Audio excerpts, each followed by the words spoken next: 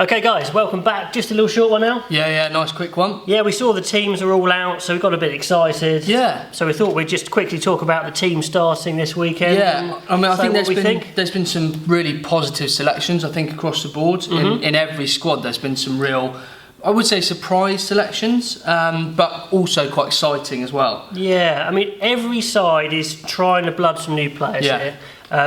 Some sides are going all out experimentation, like Scotland, and then some sides are kind of a little bit of both, like Ireland, and then kind of Wales kind of in the middle of that. Yeah. So let's start with Ireland, because that's the last video we did. Yep. Any surprises for you there, Al? Yeah, Carberry at 10. Well, you didn't think he'd get the start first out? No, I didn't think he'd start the first game. I thought they'd go Sexton, Murray, start off with some intent, win the first one, give him a go in the second test. That's what my personal view would have. Well, yeah, I mean, thought they would have done. But it's still a really strong team. But I like the fact that he's saying, okay, we need to try this. Yeah. Time's running out. Let's give him a shout straight out. I don't think Sexton would have been too happy with saying you're not starting this historic first test against Australia. But part of me is wondering whether it's slightly down to his goal kicking, because for the last, I don't know, 6 to 8 months, Sexton's goal kicking has been, to his standards, pretty poor. True. Actually. In the Six Nations, I think a lot of that, he had some injuries and some niggles, and Murray's taken over a bit. So possibly, I don't know. But he's got the start, he's got his chance. And what's interesting is they haven't played Ringrose. No. Ringrose is gone. He's not even on the bench because Lama covers 13. So they don't need him on the bench. So it was start or nothing for Ringrose. I would have started Ringrose. Like I said in the last video, I think he's absolute class. Must be tactical. Yeah, you'd think so. I mean, I think he's gone with the safe option of Aki at 12. Has he gone 12? Safe as in, 12. Because people say, why do you say the word safe? I think he's gone for he thinks that's the best defensive midfield. Yeah, solid midfield. Solid midfield. Solid, physical, defensive. But I think Ringrose is a good defender at 13. But Henshaw probably is the experienced defender. He's reliable. Yeah, exactly. But he's still good. Yeah, exactly. And maybe that will give Carberry confidence. Maybe that's part of it as well. Solidify the midfield a bit, give Carberry that confidence. True. Test. I mean, and it gives some of the non-Leinster players a bit of an opportunity to go out and show their worth. The likes of Cian Healy, Tad Furlong. They're not been selected to start this test, have they? So the front row is interesting because the front row on the bench is the one you probably expect is their first choice on this tour. Cronin not starting, which is harsh. Healy and Furlong on the bench. I mean, what a front row to come on. Awesome. So maybe that's a bit of a plan, actually. They think, well, Australia aren't the best in the scrum, so if you bring on our best front row second, we could then get for a bit of front football in the second half. I mean, and then crossing over to Australia, the back row, I mean, their back row, David Pocock is great to see back in an international shirt. Can't wait to see him play. With the kind of the year-long break he's had. I'm so excited to see him. He's back fresh, in his club, he's playing well. Pocock and Pooper, whatever you want to call it, Super Pooper. We'll see. I mean, they are a quality back row. Ireland got James Ryan and Amani. Henderson and James Ryan in the second row, which I think is their best second row. Yeah, me too. Me too. By the way, thank you so much for all the comments from the Irish viewers. Really great to give us your feedback, to help input information that we don't know, and also some encouragement for two English guys giving it a go. Following the Ireland team, so you're forgiving us, which is great. I think that's their best second row. A number of you saying actually they don't rate Henderson as much as we do. But no one's saying they don't rate James Ryan. Everyone thinks he is class. I think he's quality. Anyway, we've got Lama coming off the bench, which will be fascinating. See where he comes on. Sexton, if you need him, for Carberry. Definitely. It's massive for Carberry. If Carberry screws up and has a terrible game, it's actually, this is quite dangerous in a way. If he has a good game, fantastic. If he has a terrible game, it's not a lot more you can do there, because it's not like he's coming off the bench for 20. No. I mean, he should be in some quite good form. He's He's been playing for Leinster, who've won the Champions Cup. They've won the top 4. He just hasn't played that much 10. No, he hasn't. Full stop, and he hasn't played for Ireland much at all. No. So anyway, it's a gamble. I hope it pays off for them. He's picked a strong backline around him, which I think is his thinking. Yeah, and I think they need it. I mean, the Australian backline is quick, strong. It's exciting, that Australian backline. That Australian backline is World Cup starting backline. It has to be, I think. Falau is imperious at 15. Grabetti's a powerhouse. Karevi is another powerhouse runner at 13 with the creative magic and pace of Beale at 12. Yeah, I love that. Love that mix. Foley has had his critics in the past, but he's experienced and he's dangerous. Genny is back in form. Haylett Petty is an all-round brilliant player, all-rounder who can move about. It's the perfect backline for Australia. I can't see anything better, to be honest. And it's looking like they're getting more settled. They're getting back to where they were maybe 2-3 years ago. Yeah, and their experience. Cheika's got them back on track from that disaster when England toured there, and Cheika got his he played the same wrong tactic 3 times in a row, which blew my mind. He's got it right back on track. So if Australia play well, dark horses for the World Cup next year. Of course, massive absolutely. dark horses. Yeah, for sure. Okay, let's zoom down to Scotland as they're next on our notes. Completely different. He's gone. Townsend's gone for almost complete experimentation here. Do you think it's the right move? Yeah, the biggest criticism we've had of Scotland is their strength and depth. So from that side of things, can they compete against Canada at international level? That would be a real... And I think Canada's a great test. An experimental team. Canada, up and coming rugby nation. I think it'd be a really good test for these mixture of youngsters and slightly more, because you've got Rory Jackson in there, Dave Denton. No disrespect for Canada, but it's probably the game to experiment like this. So, it's going to be very close. We'll see. They've gone for James Lang at 12, which is interesting. So another nation going for a deliberate second playmaker. It's definitely the theme we're seeing in World Rugby. Good to see Byron McGrigan back on the wing. I think he's really good. Chris Harris has got a shot at redemption at 13. I would have liked to have seen Hastings at 10. I think Rory Jackson's experienced, but I don't see him being an international great. No. Do you know? No. So I would have liked to see Hastings start, but maybe that was an experiment too far. I quite like Kinghorn at fullback. I think he's been class this year. He's really deserved that spot. And again, the same with Hidalgo Klein as well. They got loads of great 9s, which is amazing. They're fine really. now. And Fraser Brown back at hooker, so to give them that depth at hooker.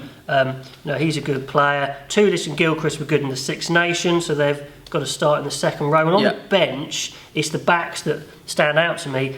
Price, Hastings and Bennett, I think, are exciting guys to bring 100%. on. Haven't seen Bennett for a while. No. We've seen him on the 7 circuit as well. Really quick, really good feet, strong runner. I like him a lot. 100%. I think it gives people like Dave Denton and Grant Gilchrist that chance to, if not cement their starting place, it definitely for them to start their kind of get on the bench for the Six Nations next year in the autumn. It's experimental, it's inexperienced, but they'll be motivated, they'll be playing great rugby, we're trying to, certainly. Definitely. I think there'll be too much for Canada. I'm really intrigued to see how the improvements that Canada have made since they were last kind of playing one of their touring teams. And they've made lots of changes in their setup, and it'd be really interesting to see.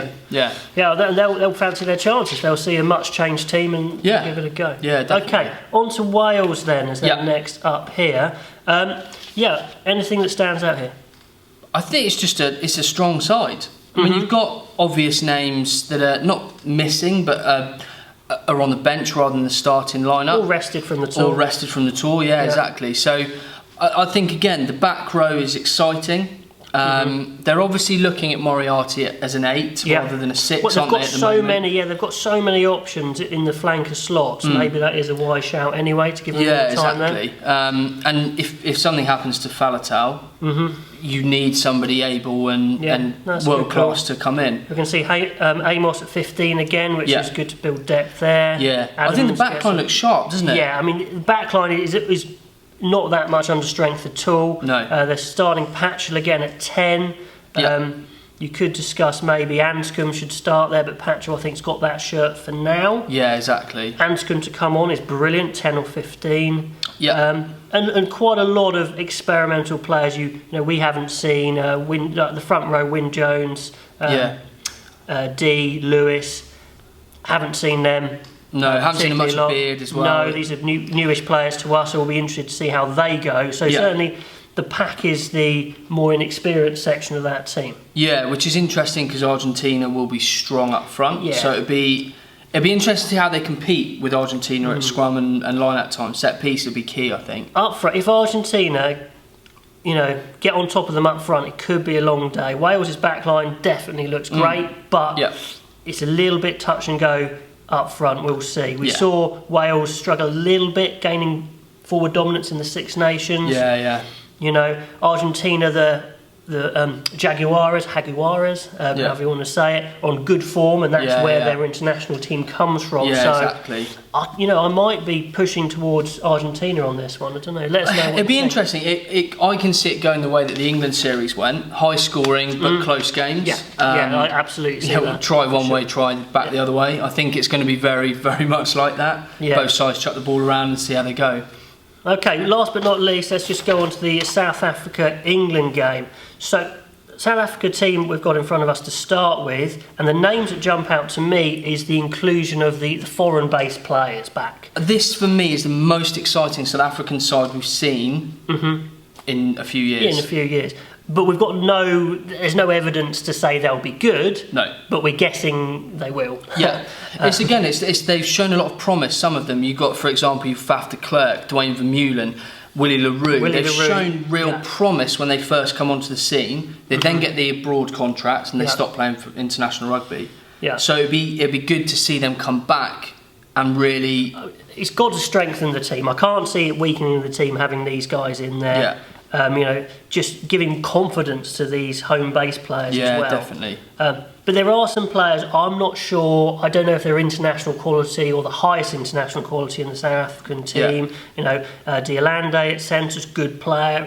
Can he step up? Yeah. Dupree was okay in the last game. Can he step up? You've got the big guys in the second row. We know they're missing Etzebeth and Diaga. But can they step up? So there's lots of questions in this South African team. And they're starting to bring in a few youngsters, like Francois Lowe's not in that squad for the first time in a while, and they're starting to the old guard are slowly slipping out, aren't they? And they're bringing in this younger cohort. A little surprised not to see Pieter-Steph du Toit starting. I think he's very skillful, very versatile, but I can see why he might be on the bench. Yeah, and Elton Jantes as well. Well, I know he's a favourite of yours, but I definitely think Pollard is the better all-round player. Yeah. But again, he hasn't proved it fully on the international stage yet, so a big game for Pollard. Yeah, he's been a bit distant from the international scene the last kind of couple of years, isn't he? But he's outside Faf de Klerk, who I think is absolute class. In a year's time, at the end of the World Cup, I think people will be talking about him as one of the best in the world. Yeah. I think he is amazing. So mighty dangerous team. They'll be incredibly well motivated.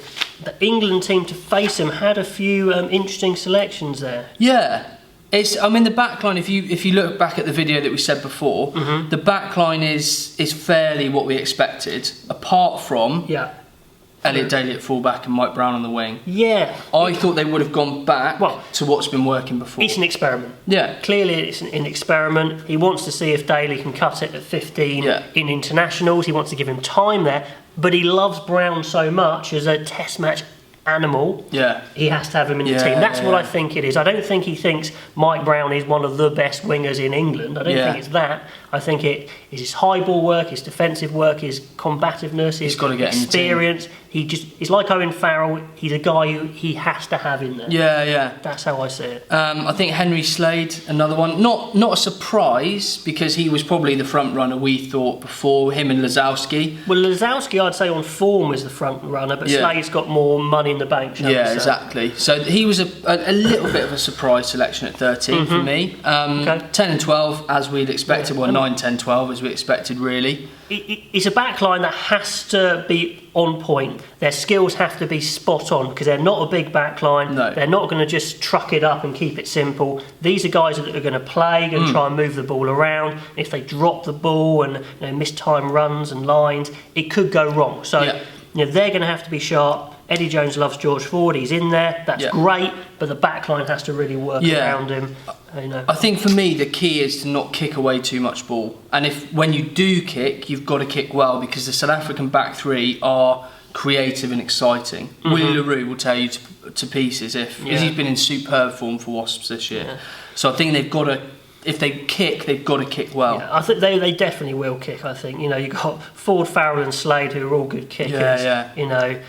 Got a quick chasing backline, so I can see them definitely playing some kick chase. But like you say, how they do it. Front row is probably the quickest front row, most mobile front row England have fielded for a long time. I'm intrigued to see how Carl Sinclair does. He's got a real shot at taking Dan Cole's starting place at the moment. Dan Cole's form's dropped off a bit. He's getting a little older, it's his time. I think if he does well in South Africa, because against that South African pack will be a real struggle. It's going to come down to scrum. I think we know what they can do around the park. It's going to come down to their set piece, their scrummaging in particular. Can they cut it at international level as those three? That is the question. Vunipola has been good at scrummaging, but it's not what he's known for. Sinclair the same. So we'll see. The good thing is they've got Williams and Joe Marler to come off the bench to shore that scrum up. You've got the heavyweights to come in if the scrum's going wrong. Exactly. There you go. Second row, Ezekwe's in. I thought he would have gone. The talk was Johnny Hill in the week. You were bigging up Johnny Hill in the last video. I think on form, he's probably one of the best second rows in the country at the moment. But I can see why they've gone with Ezekwe, club mates, they play together week in, week out. And they've gone for athleticism there. Ezekwe, he's only 20, so he's not going to be at his best, but he's getting better so much, so quickly. And I watched him live a few weeks ago, and the guy, he's a big dude now. And what I noticed about him was he wasn't that noticeable because he was doing. He was clearing rucks. He was defending. He was taking short carries. He wasn't doing anything fancy, which is quite a clever ploy for a young forward who needs to learn his trade. So when you've got Atoje probably doing a few more eye-catching things, Ezekwe might well actually just be churning away in the back. Definitely. Which is, I think it's an exciting. That front five is very exciting. It's so mobile. It's the quickest front five I've seen. It's so mobile. Absolutely. Rob Shaw's staying at 6. No issues problem there. So the big shout is Tom Curry at 7. Again, good chance to see another potential fix to the problem, I suppose. See how he gets on. He's very young. But he is the best 7 we have on tour. They could have put Robshaw there. They could have put Simmons out there. They could have maybe given Brad Shields a go there. But to be fair to them, they've said, right, we need to find a 7. Underhill's not on the tour, annoyingly. So Curry's probably the next best shot. Agreed. But it's a risk. But he's got the ability. But can he mature quickly enough? Agreed. I think the biggest surprise for me, no Jack Knoll. Unless is there an injury? I don't know. Tell us if there's an injury. Let us know. But I haven't heard anything. I'm really surprised that he's not in the squad. Well, the two last names on the replacements list, Piers Francis. He's a decent player, but I don't think he's a Lazowski. Lazowski, I think, is a lot better player. So I'm not too sure about that. And Denny Solomona. I'm not the biggest fan at the moment. I'd probably go for Noel over him. I'm really not sure about those last 2 picks. No, I think I would have gone, if you're picking a playmaker, I would have gone Cipriani, I think. Well, Cipriani's not going to get on unless they think he's a 15, which now we can tell that's not what they're thinking. Daly's there. There's no point having him on the bench because you've got Farrell and Ford on the pitch. Agreed. You're 2 10s. Agreed. There's no point. No. But I think Brad Shields is exciting. I hope he gets a decent amount of game time on this tour. I know he's fresh into the squad. He's only been there 6 days or whatever it is, but I really hope he gets a decent amount of game time. But the biggest thing, we were talking about this in the week when the squad came out, they've picked 2 back rowers, and you've got a theory on this, haven't you? Well, yeah, okay, but my theory is that we were saying in the previous videos that we were convinced that Brad Shields would get on the bench, and he has, so thank God for that. Yeah. And we were also convinced that Brad Shields covers 7 and 8, but really they want him as a Rob Shaw replacement or, backup. Yeah. Okay, so if you just have Brad Shields on the bench and Vunipola is not going to last the full game, if he has to go in and cover 8, you're almost wasting a chance to see him at 6. Yeah. So I think this way, Eddie Jones could almost guarantee that he sees him at 6. Yeah. Unless he has to cover second row. Yeah, I mean, I think, or you could see the other option of Rob Shaw moves to 7, Shields comes on at 6. Yeah. To keep that kind either of more way, experience. Billy Vunipola is coming off. He is not lasting that 80. I guarantee you. Guarantee you that. So Hughes will be on at some point. Yeah. So that's one replacement done. Yeah. And then Ezekwe and Atoje are in form. They're very fit. They could go the whole game. Okay, so I think that would be the plan for them to go the whole game, and Rob Shaw to come off and give Brad Shields a good run. Yeah. So that's why I think it's like that. It is interesting that they've not picked a second row replacement. Because he loves his second rows, Eddie Jones. But he's got a lot at disposal as well. I think that's why. I think he needs to see Shields. He needs to see another 6. Yeah, agreed. And that's the key there. Yeah. Robson doesn't make the bench again, which is very harsh. We keep saying he's the second in line or the third in line, and he keeps getting left out. But Spencer's been very effective off the bench for Saracens. Yeah, agreed. So again, maybe he's picked because he's seen as an experienced impact sub. Yeah, I think, and because that's his role with Saracens at the moment anyway. Well, I mean, flip-flop starting and coming on like that. I think he's quality, and you could have argued either way really to pick Robson or Spencer. To be honest, it's not a biggie, but just interesting. And a big game for Callum Dickey. Yes, is my personal opinion. Yep, I think he's got a real chance to stick his hand up in. A bigger game for Jamie George because he gets the start again, but he hasn't impressed at starting in the Six Nations. No. So he needs to impress if he's going to have a chance of taking over that number 1 spot. Although on a head-to-head, Saracens Exeter, Jamie George by far stole the show. Well, yeah, at hooker. Club-wise, Jamie George has been performing excellently. But just starting for England, he hasn't done it yet. No. That's all I'm saying. Yeah. Cool. All right, guys, loads to talk about there. Please comment below what you think of these selections. I think the England game is kind of 50-50. I think the Australia game, is 50-50. So it'd be interesting to know which way you think they will go. Yeah. Cool. So after the games, hopefully we'll actually get back and review some real rugby. Yeah, which would be nice. Which would be nice. It would be good. And we will see you then.